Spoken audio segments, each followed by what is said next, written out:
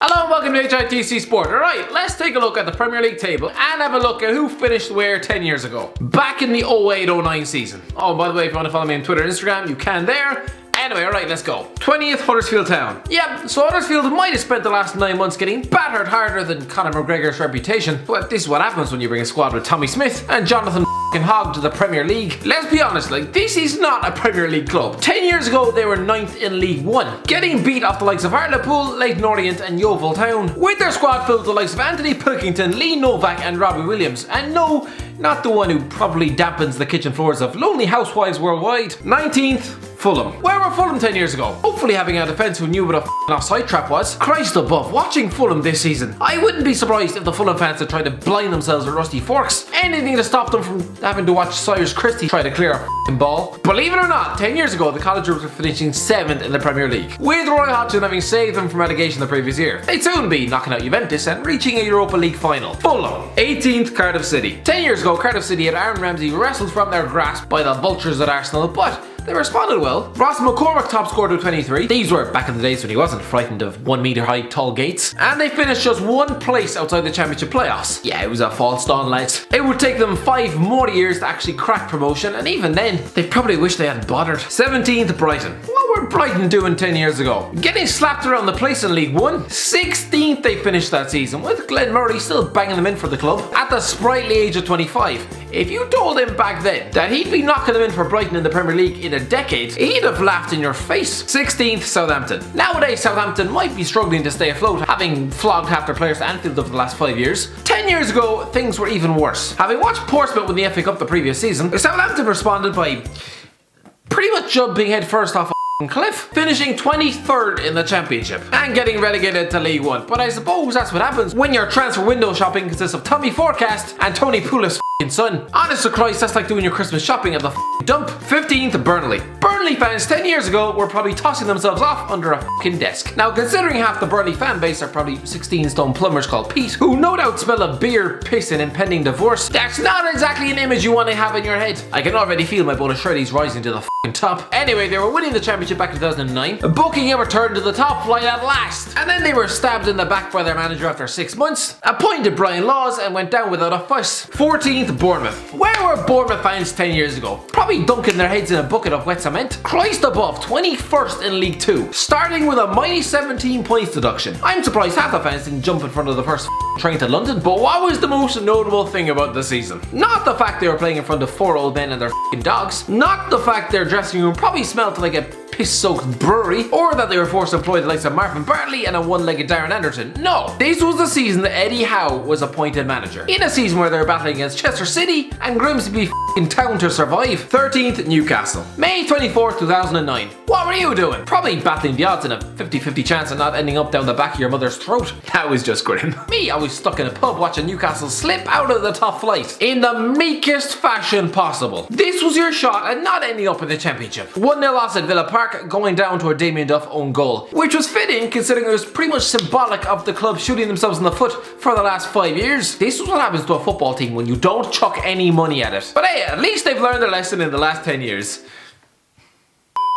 12th, Crystal Palace. 15th in the Championship. Is there any more boring in existence than mid-table in the Championship? I mean, probably a 20-something-year-old YouTuber who lives alone with his cat. Not just kidding, I don't have a cat. Not unless crippling loneliness counts as a cat. Neil Warnock was in charge at the time. No doubt still waking up in the dead of night, wishing death upon Carlos Tevez. Although at least one thing hasn't changed. Julian Speroni was still very much at the club. I swear to God, that man probably slept at the training ground. 11th, Watford. Tell Watford fans 10 years ago that they would soon end up in an FA Cup final and they would be delighted. Tell them that they'd lose 6-0 with Oscar the Grouch up front and their boners would definitely shrink in size. Just like when you realise that porn star in your computer actually overdosed on coke 5 years ago. And this was a mad season for Watford. They finished 13th and went through 3 managers in the space of a year. I've had longer tugs in the shower than some of those stints. 10th, West Ham. So West Ham are pretty much back where they started 10 years ago. I mean, they finished 9th in 2009, just a place higher than nowadays, in the club's last season before the Davids arrived. 9th, Leicester City. Back in 2009, stick a tenner on Leicester City to win the Premier League within the next 10 years and you'll be sitting on a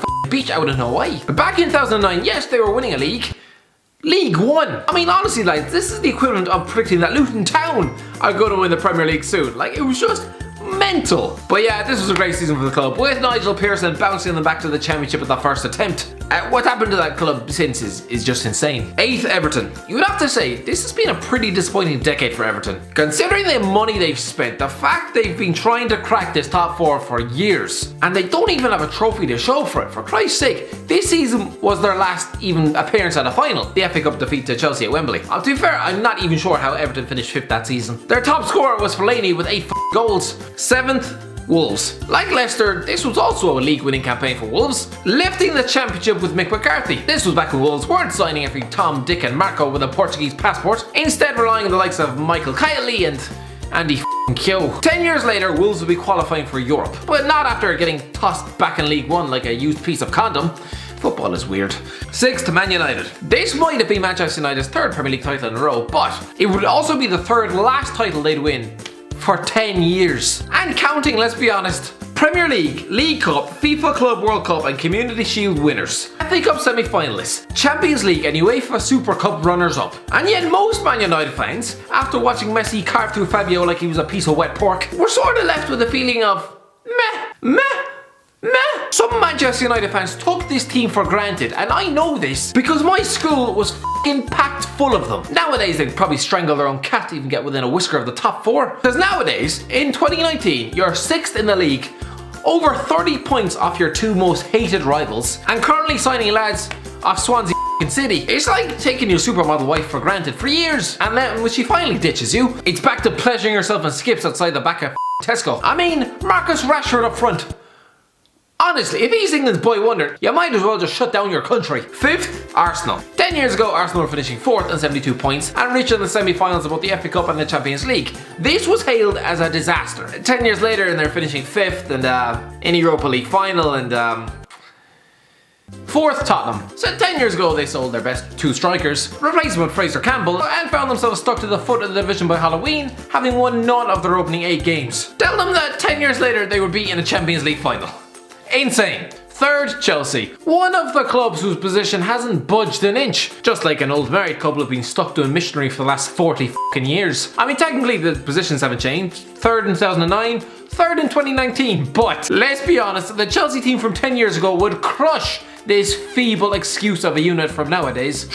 Just try and put Marcos Alonso anywhere near that 2009 team. They would eat him for breakfast. 2009 side finished 3rd on 83 points, and if not for a referee losing his goddamn mind, they would have reached a 2nd consecutive Champions League final against Man United. Oh, and they also won an FA Cup that year, so there is that. Lads, I think this is just emblematic of the general overall, I don't know, maybe standard of the Premier League slipping of the last 10 years. I mean, if apart from the top 2, I mean, if Chelsea are the best of the rest, I mean, Chelsea are the best of the rest from back then, and they were Champions League semi-finals, and this one are Europa League.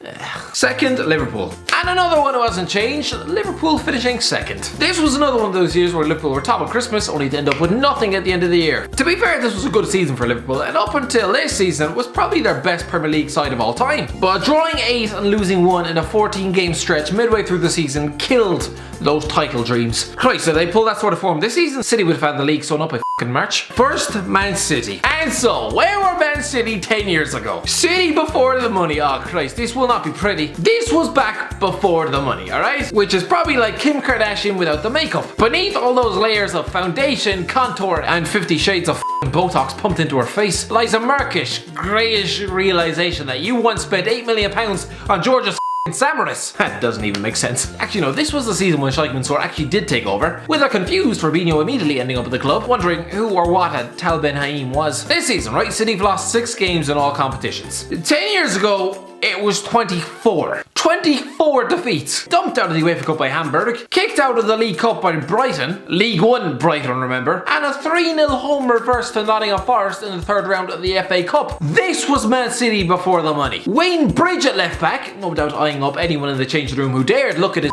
missus. Stephen Ireland in midfield, a man who was probably inventing new relatives to kill off whenever he had a hangover. And an aging Sean Wright-Phillips on the goddamn wing. Look City, this was you before the billions of pounds. Before the trophies spilled in. 10th in the league with Mark Hughes as your manager and Benjani on the payroll. Anyway, that's the end of the video, lads. Yeah, Twitter and Instagram is there. If you have enjoyed, don't forget to give it a like, share, and subscribe. And as always, I'll talk to you in a while.